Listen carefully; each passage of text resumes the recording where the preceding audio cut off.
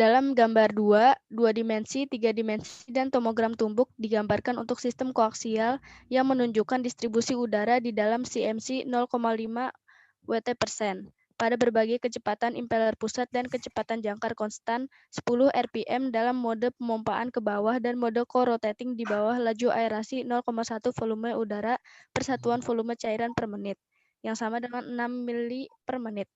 Kisaran warna dari biru ke merah yang ini, yang bagian bawah ini dari biru ke merah, itu menunjukkan perbedaan konduktivitas campuran dari konduktivitas rendah ke tinggi, yang masing-masing mewakili fasa gas dan cair.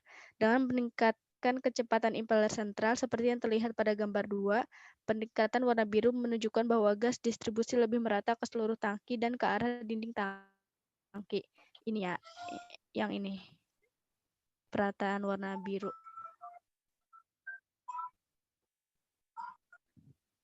Kemal. Dalam studi ini, komputasi dinamika fluida digunakan untuk simulasi 3D dispersi gas di sistem pencampuran koaksial.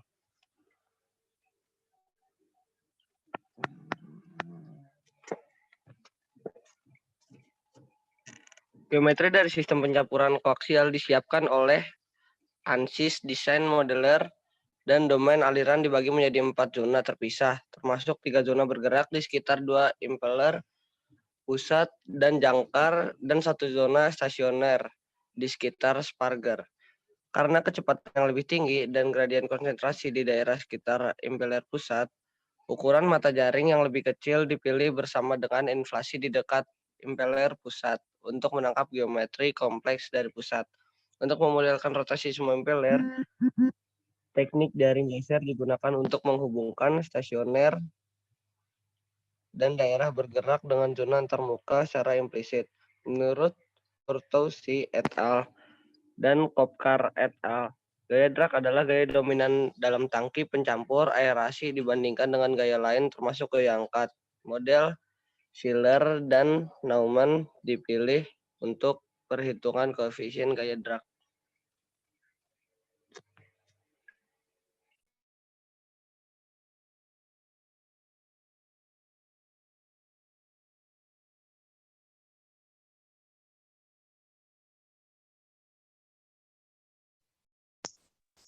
Results and discussion. Pada tahap pertama studi ini, penerapan korelasi yang dikemukakan oleh Bau et al. Dan Paquet et al. Untuk kekuatan dan bilangan Reynolds dari pencampur koaksial yang digunakan dalam operasi pencampuran fase tunggal bisa untuk mencampur koaksial aerasi pada kondisi aerasi yang berbeda. Sementara korelasi yang pertama dikembangkan untuk pencampuran fluida power law yang kemudian diusulkan untuk fluida Herschel-Brookley. Jadi korelasi Paquet telah dimodifikasi untuk menjelaskan kekuatan hukum fluida melalui penghapusan istilah tegangan luluh. Gambar 5 menggambarkan percobaan hasil penahanan gas lokal di berbagai ketinggian tangki yang diperoleh dari RPT dan hasil numerik CFD.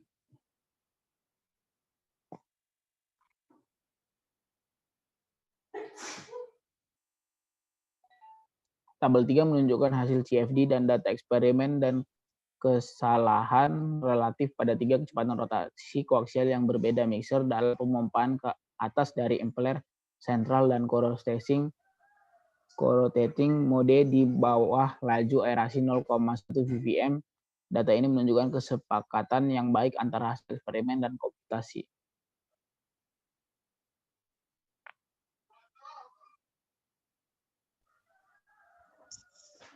Gambar 7A menggambarkan bilangan daya versus bilangan Reynolds pada rasio kecepatan yang berbeda dan 3 konsentrasi CMC dalam mode pemompaan ke bawah dan mode co-rotating. Hasil ini menunjukkan bahwa kurva daya yang diperoleh dari korelasi baru yang diusulkan dalam penelitian ini runtuh menjadi satu kurva. Dengan demikian, bilangan Reynolds baru dan bilangan daya berhasil memprediksi pengaruh rasio kecepatan dan rheology fluida. Grafik yang sama dibuat untuk konfigurasi lain dari mixer koaksial seperti yang digambarkan pada gambar 7B sampai 7D. Hasil ini menunjukkan bahwa korelasi baru berhasil mengkorelasikan bilangan daya versus Reynolds dengan memperhitungkan efek viskositas dan rasio kecepatan. Ini yang 7A, ini 7B, C, sama yang D. Seperti yang dapat diamati pada tabel ini, meskipun jangkar tidak diam dan berputar dengan kecepatan 10 rpm, kecepatannya jauh lebih kecil dari kecepatan fluida di daerah dekat bilah jangkar. Jadi, jangkar bertindak sebagai penghalang di jalur aliran fluida dan sebagai hasilnya, pusaran kecil yang terbentuk di depan bilah jangkar dan kecepatan fluida menjadi lebih kecil dibandingkan dengan yang ada di daerah lain di dalam tangki pencampur.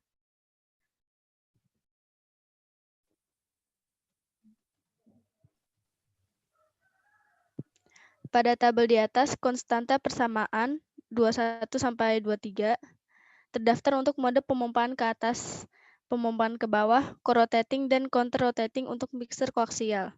Di antara persamaan 21 sampai 23 yang terakhir memiliki akurasi tertinggi dalam prediksi bilangan daya dengan kesalahan relatif 8,8%. Jadi perhitungannya di sini itu pakai komputasi semua. Jadi rumusnya dimasukin ke komputasi gitu.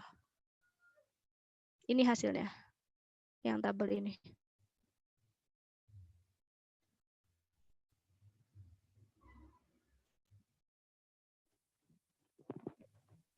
Mengembangkan korelasi umum untuk bilangan Reynolds dan nomor daya pencampur koaksial yang digunakan untuk dispersi gas dalam cairan non-Newtonian merupakan tugas yang menantang. Penelitian ini menunjukkan bahwa Reynolds dan bilangan daya yang diusulkan oleh para peneliti sebelumnya untuk mencampur koaksial tidak dapat digunakan untuk dispersi gas dalam cairan non-Newtonian dengan pencampur koaksial.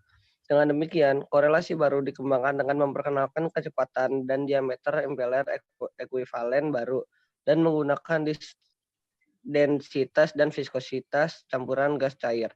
Reynolds umum dan bilangan daya ini berhasil diuji untuk pengaruh rasio kecepatan, reologi fluida, dan konfigurasi mixer koaksial yang berbeda, yaitu pemompaan ke bawah dan co-rotating, mode pemompaan ke bawah dan mode kontraputar, mode pemompaan ke atas dan mode co-rotating, mode pemompaan ke atas dan mode counter-rotating. Diketahui bahwa kecepatan impeller sentral memiliki efek yang nyata pada kinerja impeller jangkar dalam mode pemompaan ke atas dan mode co-rotating. Dengan meningkatkan kecepatan impeller sentral, torsi impeller jangkar berkurang ke nol. Kecepatan impeller sentral kritis di mana torsi jangkar menjadi nol dihitung sebagai fungsi dari kecepatan jangkar dan reologi fluida.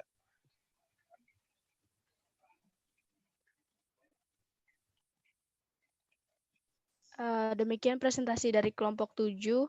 Ada yang ingin bertanya?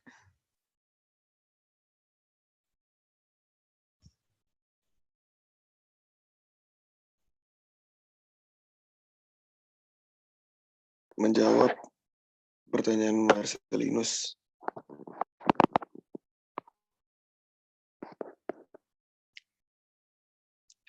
Fluida komutasi adalah cabang aerodinamika atau mekanika fluida, di mana informasi aerodinamika diperoleh dari hitungan menggunakan analisis numerik dan struktur data untuk memecahkan dan menganalisis masalah yang melibatkan aliran fluida.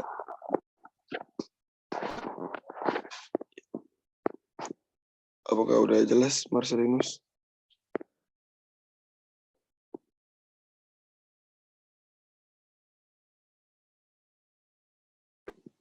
Oke, sama-sama. Baik Pak, ini sudah 4 pertanyaan, mau ditutup aja atau gimana? Ya, sudah, kalau tidak ada pertanyaan ditutup dari presentasi kelompok 7 ya tadi. Kelompok 7. Baik, sekian presentasi dari kelompok 7. Terima kasih atas perhatian dan pertanyaannya. Wassalamualaikum warahmatullahi wabarakatuh. Ya, waalaikumsalam warahmatullahi wabarakatuh. Ya, jadi nanti pertanyaan-pertanyaan yang tadi ditanyakan di presentasi kelompok 7 tadi direkap ya, diketik ulang di slide-nya, di slide PowerPoint-nya ditambahkan new slide, kemudian dituliskan jawaban apa yang diberikan dari pertanyaan yang tadi ditanyakan. Terus diketikkan juga jawaban dan pertanyaan diketikkan secara dengan lengkap. Kemudian siapa yang menanyakan tadi, nama dan NIM-nya. Lalu setelah itu dikirim atau diupload di Edmodo dengan menuliskan nama kelompoknya, kemudian yang hadir tadi berapa orang, berapa yang hadir, kemudian yang tidak hadir ya. Ya, oke, baik. Sebelum perkuliahan berakhir, untuk mata kuliah mekanika fluida, tadi sudah membahas tentang masalah mayor losses, kemudian minor losses, kemudian kenapa itu perlu dilakukan perhitungan, karena kalau misalnya itu tidak dihitung, nanti nilai tekanan atau energi yang keluar di saluran dari sistem tersebut hilang sama sekali, tidak diketahui, jadi tidak ada nilai tekanan atau bernilai nol. Nah, ini yang perlu menjadi permasalahan, apalagi rancangan tersebut didesain untuk membuat atau mengalirkan fluida yang dalam hal ini masuk ke dalam kategori ukurannya cukup panjang seperti PDAM ya, perusahaan air minum. Itu diharuskan atau diperlukan air tersebut mampu atau dapat mengalir dengan baik ke konsumen, ke pembeli air tersebut. Nah, kalau misalnya airnya tidak mengalir, ya ini yang jadi suatu permasalahan utama yang perlu diperhatikan oleh penyelenggara atau penjual dari perusahaan tersebut. Ya, tadi itu hanya ilustrasi ya, atau hanya gambaran ya, gambaran utamanya atau gambaran sederhananya dari perlunya melakukan atau menghitung berapa besar nilai losses atau hilangnya energi yang diakibatkan oleh gesekan fluida dengan dinding, kemudian dengan penambahan katup, kemudian dengan penambahan belokan atau lengkungan, kemudian perubahan luas penampang, kemudian saluran, ada saluran yang dibentuknya nozzle atau diffuser, dan lain sebagainya. Itu yang perlu dikalkulasi pada saat Anda melakukan hitungan secara analitik. Nanti ya dengan teori-teori dasar itu diharapkan Anda bisa melakukan perancangan atau menghitung yang nantinya di bagian akhirnya Anda harus membuat skripsi atau tugas akhir yang bisa memanfaatkan atau menggunakan teori-teori yang